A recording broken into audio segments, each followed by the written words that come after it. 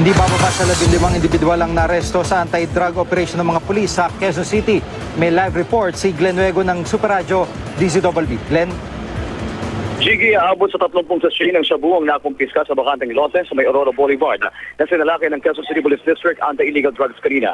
Nasa 15 lalaki naman na pawang super ng jeep, operator at mekaniko. Ang inaresto gayon din ang may 10 babae. Ayon kay Senior Superintendent Jonathan Ablang, ang Deputy Director for Administration ng QCPD, estilo ng mga inarestong super na bumatak muna bago bumiyahe.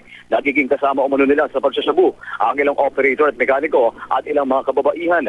Iginit ni Ablang na ito ang dahilan ng mga aksidente kaya dapat na anyang ubusin ang mga adik na super sa lansangan. Tumanggi nang magbigay ng pahayag ang mga inarestong super. Pero sinabi naman ng ilang mga babaeng inaresto kaya itinanim na lamang sa kanila yung bawal na gamot at nataon namang dumating na rin doon ang mga tauhan ng QCPD. Gigi.